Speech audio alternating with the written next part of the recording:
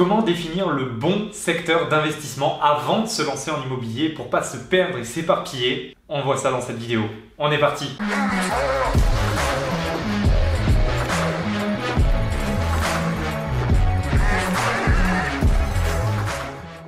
Cher Lion de l'immobilier, bonjour à toi, bienvenue dans cette nouvelle vidéo où on va voir comment définir le bon secteur d'investissement. Juste avant de commencer, pense à t'abonner, tu as le bouton sous la vidéo avec la petite cloche pour recevoir une notification, être alerté quand on sortira de nouvelles vidéos.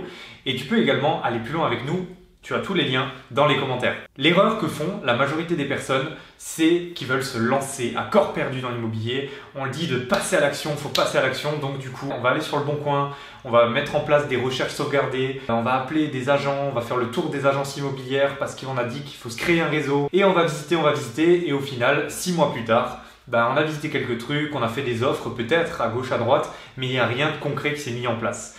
L'erreur, c'est que tu n'as pas défini ton secteur d'investissement. Tu n'es pas clair sur où est-ce que tu vas chercher, qu'est-ce que tu vas chercher et pourquoi tu fais ça en fait. À quelle stratégie ça correspond qui doit être la tienne. Donc sans plus attendre, voici comment définir ton secteur d'investissement en fonction de ta stratégie. Donc la première chose, c'est que tu dois comprendre qu'il n'y a pas qu'une seule stratégie et donc tu dois d'abord être clair sur quel type de stratégie tu as pour définir le secteur qui correspond à ce type de stratégie. Donc aujourd'hui, ton objectif, ton pourquoi, tu le connais sûrement. Tu sais, et si tu ne le sais pas, je t'invite à te poser cette question, mais tu sais sûrement pourquoi tu veux investir en immobilier. Donc en fonction de ça, tu vas ranger finalement cet objectif dans deux types de stratégies principales.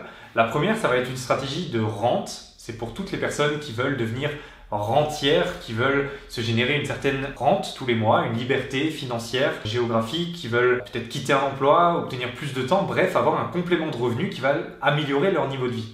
Et souvent, 80% des gens ont un peu ce type de stratégie ou ce type d'objectif quand on débute. C'était mon cas également quand j'ai débuté. Le deuxième type d'objectif ou le deuxième type de stratégie, du coup, ça va être une stratégie patrimoniale. Peut-être qu'aujourd'hui, ta situation dans laquelle tu es actuellement te convient très bien. Tu souhaites augmenter en fait ce niveau de richesse, peut-être transmettre du patrimoine à quelqu'un, à tes enfants, peut-être appuyer vraiment une certaine influence financière, développer, diversifier ton patrimoine.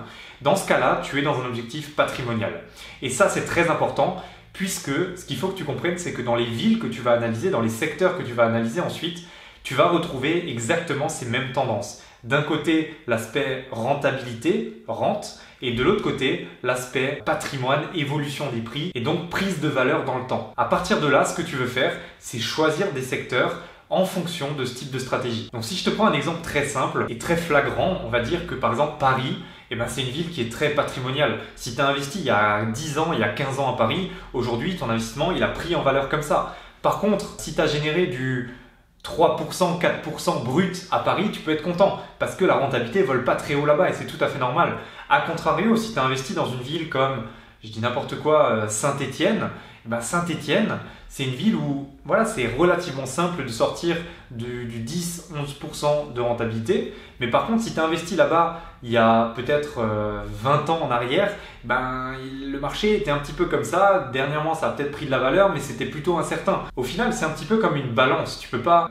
avoir l'aspect hyper sécuritaire patrimonial et en même temps la très haute rentabilité. Et donc, en fonction de où tu veux placer ton curseur, tu vas choisir tel et tel type de ville. Ensuite, il y a un deuxième élément qui est important. Il faut que ça reste simple pour toi. Donc, ne va pas chercher sous prétexte qu'on t'a dit que, Saint-Étienne, c'était une ville où c'était assez simple de faire de la rentabilité et que toi, peut-être, tu habites complètement à l'ouest de la France, en Bretagne. Va pas forcément traverser toute la France et faire 800 km juste sous prétexte que cette ville, elle est intéressante. Écoute bien ce que je dis. Peu importe où tu te trouves en France métropolitaine, à moins de 2 heures de chez toi, il y a absolument tout pour un objectif patrimonial ou un objectif de rente, même si tu es en région parisienne. Donc, à partir de là, analyse les villes qui sont autour de chez toi, analyse ta propre ville en fonction de ces critères-là. Donc, tu vas analyser les loyers moyens, les prix moyens et l'évolution des prix dans le temps. Bien entendu, l'évolution des prix dans le passé ne vont pas forcément refléter l'évolution des prix dans le futur, tu t'en doutes bien. Mais on a des indicateurs qui nous montrent qu'une ville est relativement stable ou au contraire qu'une ville qui peut-être a perdu de la valeur dans les dernières années, il y a de fortes chances qu'elle reprenne de la valeur parce que peut-être qu'il y a des entreprises qui vont s'implanter, peut-être qu'il y a des projets d'aménagement, urbanisme, etc. Donc ça, il faut que tu y sois très attentif. Un autre critère à prendre en compte, c'est également que tu aies un flux suffisant. Tu peux très bien définir que le petit village là, de 300 habitants à côté de chez toi, il est très intéressant, mais pour autant, si tu te concentres que sur ce petit village, tu n'auras jamais assez de biens qui vont sortir pour aller faire des visites, aller faire des offres, etc. Donc aujourd'hui, tu veux un flux en termes d'habitants d'à peu près 80 à 150 000 habitants. En dessous de ça, tu vas ramer, puis ça va prendre du temps jusqu'à ce qu'il y ait vraiment une opportunité qui te revienne. Et au-dessus de ça, tu vas te disperser. En tout cas, je ne dis pas qu'il ne faut pas aller au-dessus, mais fais-le progressivement. Donc commence peut-être par une première ville. Si tu vois que tu maîtrises cette ville et que voilà, il n'y a pas assez de biens qui sortent, tu vas peut-être pouvoir aller chercher une autre ville et venir greffer en fait petit à petit pour augmenter ta zone de recherche, mais tout en étant en contrôle. Donc maintenant, tu te demandes peut-être où est-ce que tu vas pouvoir trouver ces différentes informations, le prix au mètre carré, le loyer, l'évolution des villes. La première analyse se fait simplement sur Internet. Tu peux te servir des outils comme Wikipédia pour avoir une idée de la démographie de la population. Est-ce que la population vient ou s'en va de la ville? Tu peux utiliser des outils comme Meilleur Agent qui va vraiment te donner une idée de l'évolution des prix, et tu peux simplement chercher des informations sur Google Maps également pour voir un petit peu où sont implémentés les différents sites en fonction de la ville pour te donner des informations très utiles et faire des choix stratégiques lors de ton analyse de marché. Donc une fois que tu as comparé plusieurs villes entre elles en fonction de l'évolution des prix, en fonction de la rentabilité moyenne et de la démographie de la population, tu vas pouvoir sélectionner peut-être 2, 3, 4 villes qui ressortent un petit peu du lot. Par exemple, si tu as un objectif de rente et qu'il y a 2-3 villes qui clairement ont une rentabilité moyenne bien au-dessus des autres villes proches de chez toi, tu peux peut-être te concentrer sur ces villes-là dans un premier temps et aller plus en détail dans ton analyse. C'est là que tu vas regarder quel est le type d'habitants qu'il y a, quels sont les prix à peu près des biens en fonction des petites surfaces, des grandes surfaces. Est-ce qu'il y a des transports, est-ce qu'il y a des gares, est-ce qu'il y a des transports en commun, des grosses infrastructures, des grosses entreprises, des hôpitaux. Est-ce que c'est une ville touristique? Est-ce que c'est une ville étudiante? Si oui, où sont situés les points touristiques et les universités, etc. Pour vraiment connaître en fait la ville sur le bout des doigts. Voilà, quels sont les quartiers à éviter, quels sont les quartiers qui vont être beaucoup trop chers et du coup où est-ce que nous on va chercher, quel type de bien tu vas chercher dans cette ville. Donc tu vois que tu peux aller très très loin dans ton analyse. Après, attention, le but, c'est pas de passer 3 mois à faire une analyse de marché.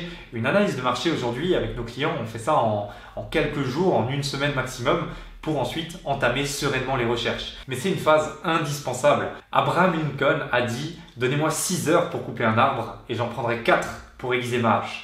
C'est exactement ce que tu veux faire à cette étape-là. Et suite à ça, bien sûr que là, il faudra passer à l'action, mais passer à l'action intelligemment. Et au final, la dernière analyse, vraiment la meilleure analyse, elle se fera sur le terrain. Quand tu visiteras un bien dans un quartier et que tu te rendras compte, ah ouais, là, ce quartier, il est vraiment pas bon, tu sauras en fait, parce que tu seras vraiment allé sur le terrain. Donc avant d'aller plus loin, fais-moi exploser la barre des pouces bleus si tu es d'accord avec cette vidéo et si ça t'a aidé dans ton analyse de marché.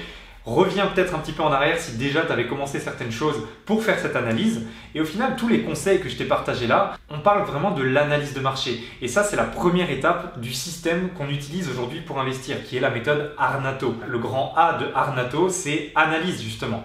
Pour découvrir les 5 autres étapes, je t'ai réservé une petite formation offerte dans la description de la vidéo où tu auras accès justement à ces 6 étapes de Arnato. On va voir toute la partie recherche, négociation, toute la partie travaux, l'optimisation fiscale également de tes investissements, et ça va vraiment te permettre de te lancer sur les bonnes voies et avec les bonnes bases pour débuter. Encore une fois, tu as tous les liens dans la description.